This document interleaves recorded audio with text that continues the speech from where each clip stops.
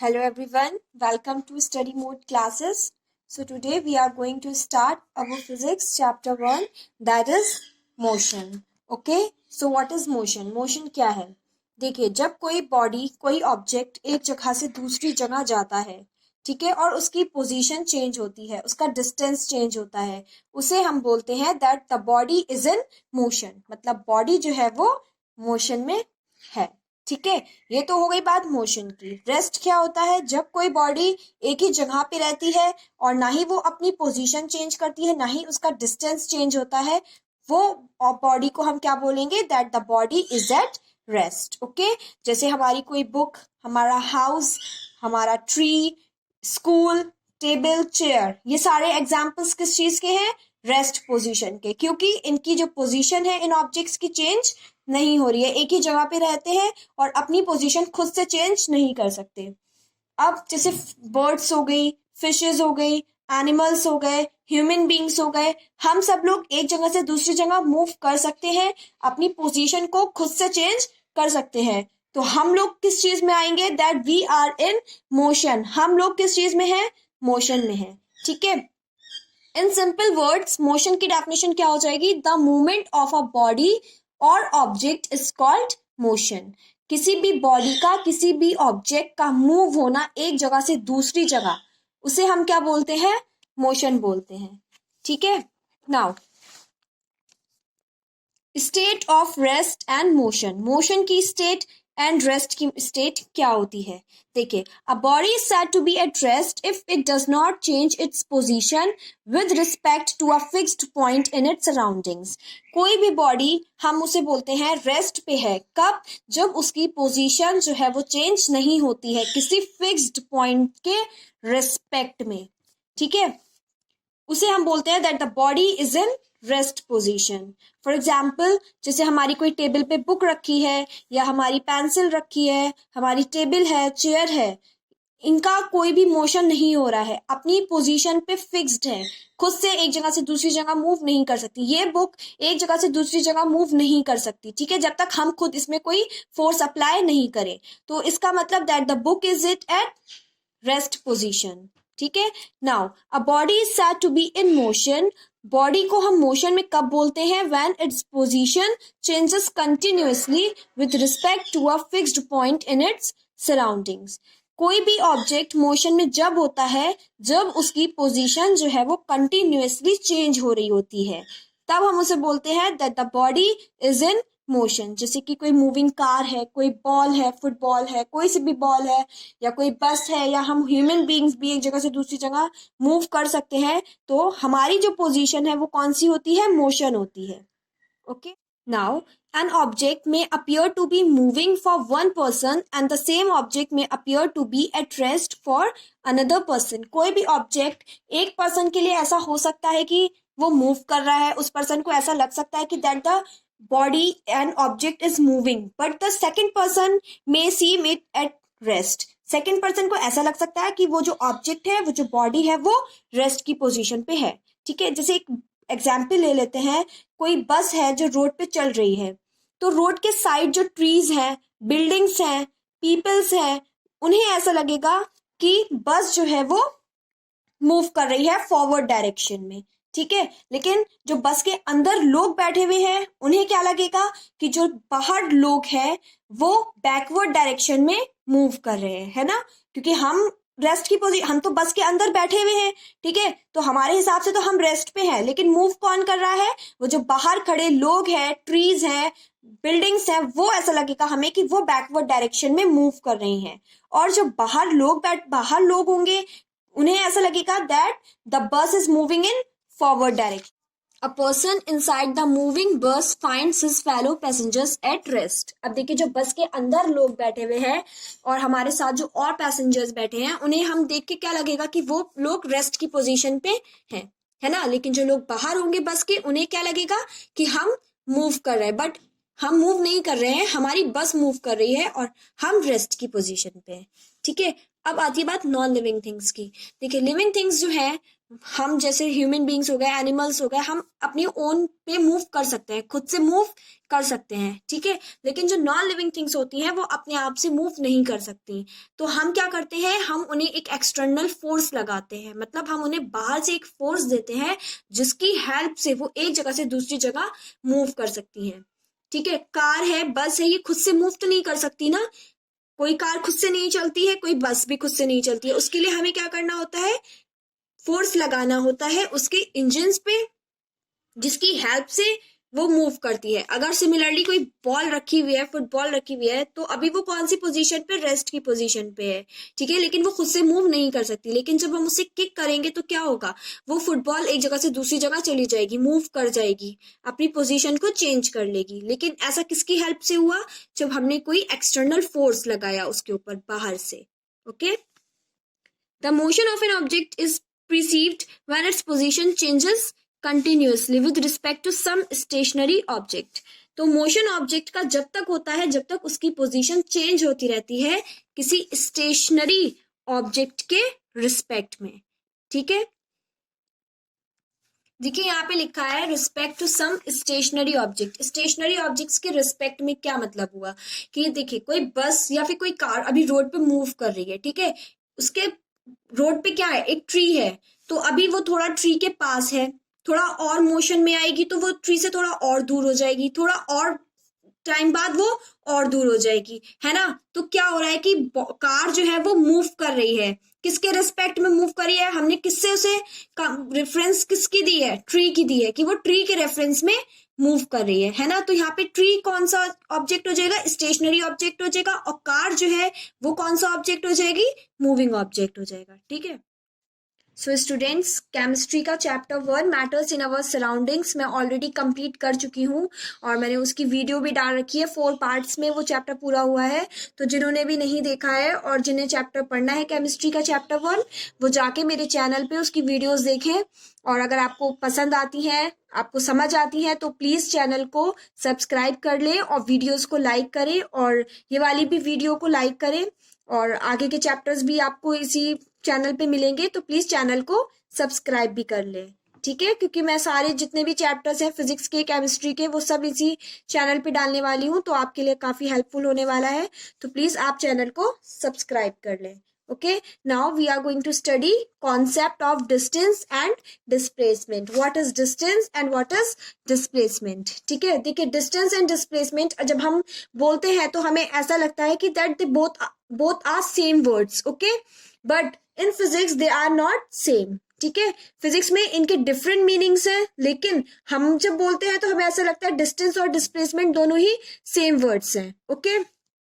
Distance क्या है, the distance travelled by a body is the actual length of the path covered by a moving body. जब कोई moving body की एक point से दूसरी पॉइंट पे मूव करती है और जितना वो लेंथ कवर करती है, जितना वो रास्ता कवर करती है, उसे हम बोलते हैं डिस्टेंस, ठीक है। चलिए देखिए, ये एक एग्जाम्पल है कि ये रोहित है, ठीक है, ये रोहित का घर है मान लीजिए, ठीक है। रोहित को यहाँ से सी पॉइंट पे जाना है अपने ऑफिस में, ठीक है। तो रोहित यहाँ से चलेंगे और यहाँ पे बी पॉइंट पे अपने एक फ्रेंड से मिले। तो यहाँ से यहाँ तक का डिस्टेंस रोहित ने कितना कवर किया है, 3 किलोमीटर कवर किया है। जब वो अपने घर से निकले और अपने फ्रेंड से मिले तो उस रास्ते का कितना डिस्टेंस था, 3 किलोमीटर था। फिर अपने फ्रेंड के घर से या कहीं पे भी मिले हो वो अपने फ्रेंड से, वहां से अपने ऑफिस जा रहे हैं सी पॉइंट पे, उन दोनों पॉइंट्स के बीच में कितना डिस्टेंस है, 4 किलोमीटर का डिस्टेंस है। इसका मतलब रोहित ने टोटल कितना डिस्टेंस कवर किया है अपने घर से ऑफिस के बीच में। तो जब वो अपने फ्रेंड के घर तक गए तो 3 किलोमीटर डिस्टेंस कवर किया, फिर अपने फ्रेंड के घर से अपने ऑफिस तक के लिए 4 किलोमीटर डिस्टेंस कवर किया, ठीक है। तो डिस्टेंस कितना ट्रेवल करा है रोहित ने, A B plus B C. A B कितना था, 3 किलोमीटर था, एंड बी सी कितना था, 4 kilometre, sorry, A B 3 kilometre था और बी सी 4 किलोमीटर था। तो कितना डिस्टेंस हो जाएगा, 3 kilometre plus 4 kilometre is equals to 7 kilometre, okay. कितना डिस्टेंस ट्रेवल करा है रोहित ने अपने घर से ऑफिस तक के लिए, 7 किलोमीटर डिस्टेंस कवर किया है।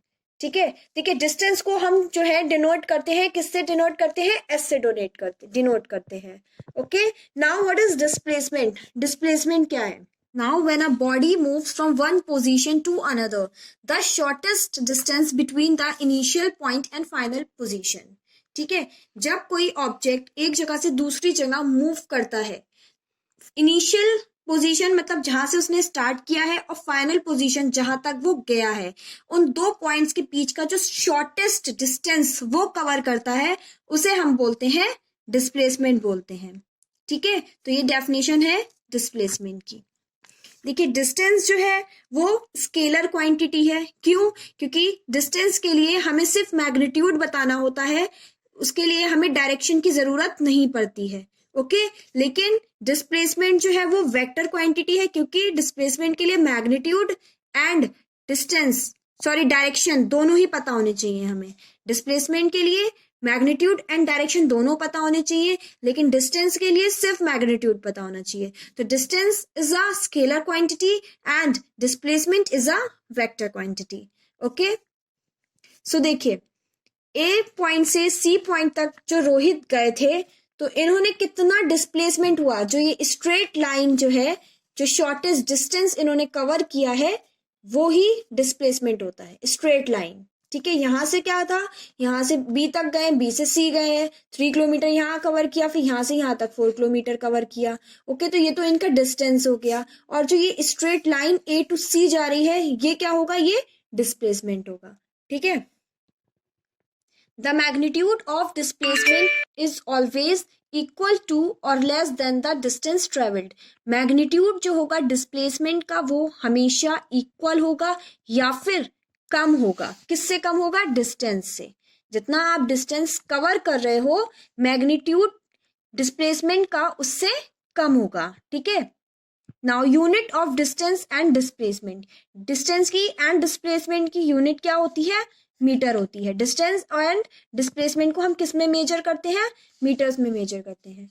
Difference between distance and displacement, दोनों के बीच का डिफरेंस क्या है, देखिए डिस्टेंस क्या है, the distance travelled by a moving body is the actual length of the path. ठीक है, डिस्टेंस क्या होता है, जब कोई बॉडी मूव कर रही होती है एक पॉइंट से दूसरे पॉइंट तक, जितना वो लेंथ, जितना वो पाथ कवर करती है, उसे हम डिस्टेंस बोलते हैं। Displacement of a body is the shortest distance between the initial and the final position। Initial position and final position के बीच का जो shortest distance होता है, उसे हम क्या बोलते हैं, displacement बोलते हैं।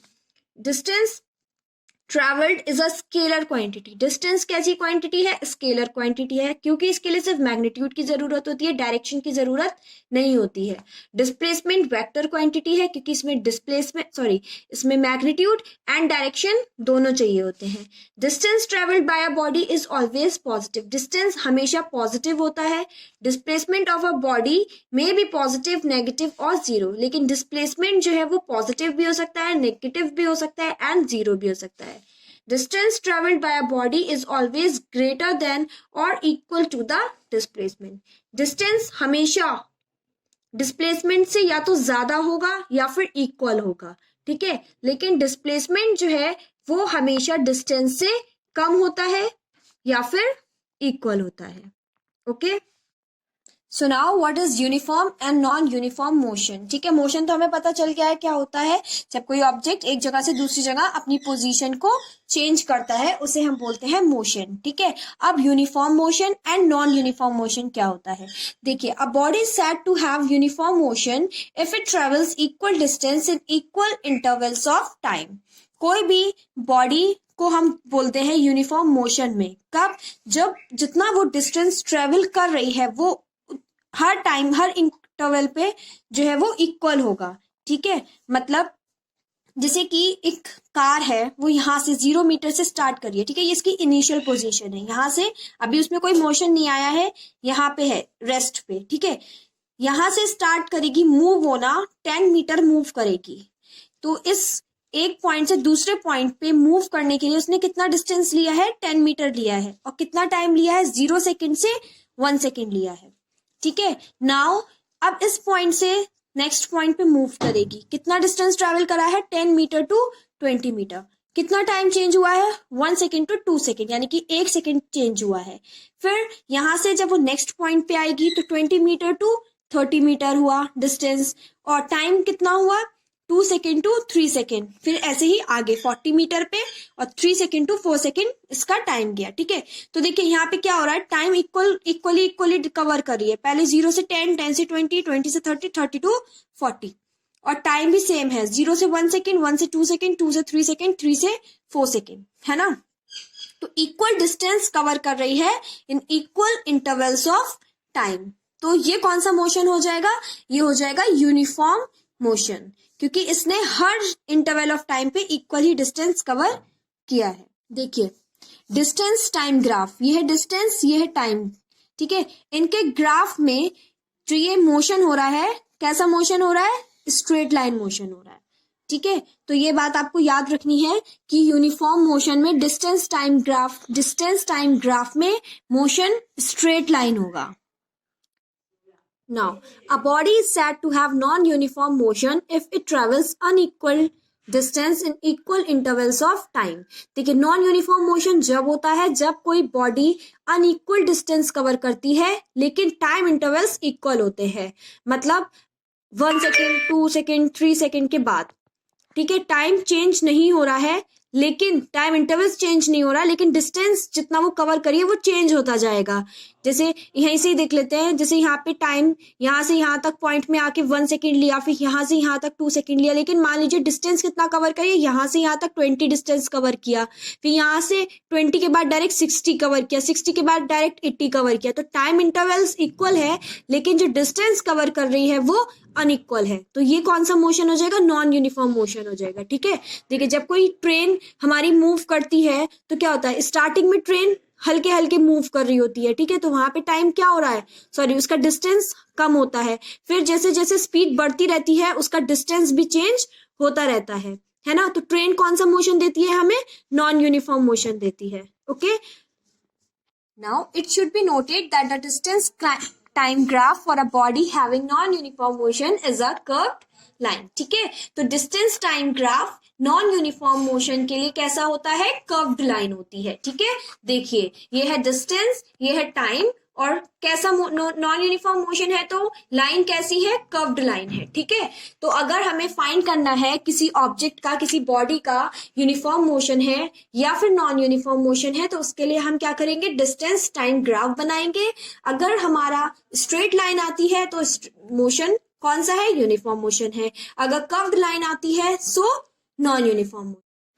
So here we are ending, and for further videos and updates you can subscribe my channel, and अगर आपको वीडियो पसंद आती है तो प्लीज लाइक करें वीडियो को और अपने फ्रेंड्स में शेयर करें। and if you have any problem related to any topic you can comment me in comment section. Okay, and please like and subscribe my channel. Thank you.